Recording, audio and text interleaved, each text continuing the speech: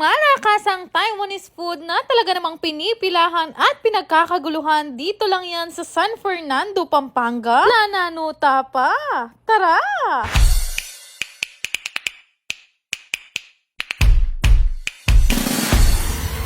For today's ganap nga, ay nagkaayaan nga kaming umalis magbabarkada, pero bago nga kami umalis, i-update ko muna nga kayo dito sa saging na pinahihinog ko. Talagang favorite ako ni Lord dahil hanggang ngayon nandito pa nga siya.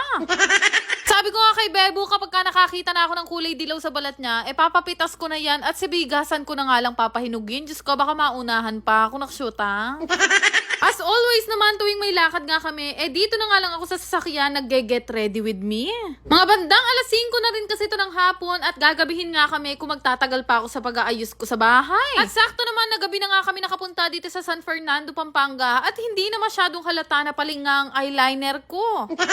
From Pulilan, Bulacan ay nag-exit nga kami dito sa may Mexico exit at siguro inabot lang din ng mga 40 minutes yung biyahe namin papunta nga dito sa pupuntahan namin. Ang sabi nga nila, kapag ka daw gutom ang tao, kahit malayo, dadayuhin. Kaya naman literal na lumipad ang aming team papunta nga dito sa Taiwanese restaurant na talaga naman pinagkakaguluhan at sikat na sikat dito nga sa San Fernando, Pampanga. Kadalasan ko nga itong napapanood sa TikTok at ngayon nga napakarami na nga kumakain dito at Diyos ko, sobrang cravings na ako kaya naman inaya ko silang lahat na magpunta nga dito. Buti na lang talaga, bago nga kami magpunta dito sa Walk It Out, nagpa-reserve nga kami dahil napakahaba ng pila sa labas. At kaya naman pala pinipilahan ng bongga, sobrang mura talaga ng mga xiaolong bao at mga dim sum nila. Bali, second time na nga pala ako makakakain sa Taiwanese restaurant at yung una nga namin nakainan na ni Bebo, ubod ng mahal. Amazed nga ako ng bongga sa service nila dito dahil alam nyo ba, sa dami naming in-order, hindi mang umabot ng 20 minutes yung paghahantay namin. Ay nako,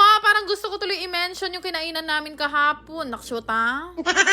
Alam nyo ba guys, na bukod nga sa Filipino foods, ang hilig ko talagang kainin itong mga Taiwanese food dahil grabe, napakasasarap nila. Anim lang naman kami at hindi nga namin in-expect na ganito karami yung darating na pagkain sa amin. Dahil orders complete na nga, ang una ko nga tinikman itong lumpia nila na talaga naman daw bestseller. At ang chismis nga, ito daw ay not your ordinary lumpia, kaya naman tara husgahan na natin. Kanina pa nga kami takam na takam dito sa sinerve nila sa aming napakalaking pork na may kasamang rice. Actually guys, hindi ako fan ng mga ganitong klase ng luto ng pork, pero nung natikman ko nga to, Diyos ko, sagana lang magic sarap. Charis!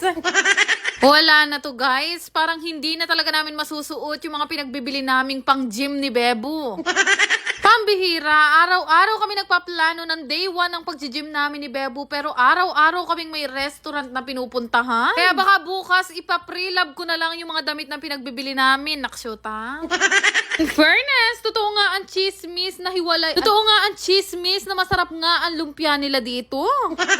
Pero ang pinakarason nga kung bakit kami nandito, dahil dito nga sa xiaolong bao nila na talaga naman napapanaginipan ko na. Sabi ko nga sa inyo, kadalasan sa mga xiaolong bao, yung price talaga ubod ng mahal. Pero ewan ko ba dito sa Walk It Out, yung xiaolong bao nila, mas masarap naman, pero napakamura. Ba't ganyan kayo?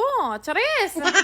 Sa mga hindi nga nakakaalam kung paano yung way ng pagkain dito sa xiaolong bao, ganyan nga kami ni Bebo, binubutas namin siya at sinisip-sip nga muna namin yung pinakasabaw. Tapos lalagyan mo siya ng chili garlic at after that, makakalimutan mong nag-break na ang katnyel. Charis! Isa pa sa pinaka-favorite ko, itong mini xiaolong bao nila na meron nga tsokolate naman sa loob. Hindi ko nga naitanong kung anong tawag nila dito, pero grabe, solid, napakasarap talaga. Honest review to guys, grabe, napakasasarap ng mga pagkain nila dito. 10 out of 10 at sa mga susunod na sahod ko panigurado, makikita nyo na naman ako dito. Sipin nyo yun, anong oras na to? Mga alas 9 na nandito pa rin kami at talaga naman napakarami pa rin tao. Pero bago ko nga makalimutan, ito nga pala yung page nila at dito rin kami nagpa-reserve ng seats bago nga kami magpunta. Ay Diyos ko, napalaban na naman nga tayo ngayong araw. Kaya sabi ko kay Bebo, siguro bukas na lang kami magde-day 1 sa pag-workout namin. Naksyot ha? Bago ang lahat, gusto ko lang i-share sa inyo itong pinaglilibangan kong laro na Diamond Game. Paalala lang, ito ay libangan lamang ng matatanda at mahigpit na ipinagbabawal sa mga bata. Napakadali lang mag-register at gumawa ng account dito. Ilalagay nyo lang naman ang inyong phone number, mag-create ng password at higit sa lahat, huwag nyong kakalimutan ang aking referral ID. Yan nga lang kadali at meron ka ng account dito sa Diamond Game at napakarami mong pwedeng pagpili ang laro dito. Pero syempre, bago ka maglaro, kakailanganin nyo muna mag-cash in. Kadepende nga sa inyo kung magkano yung gusto nyong i-cash in. Pwedeng 100 hanggang 50,000.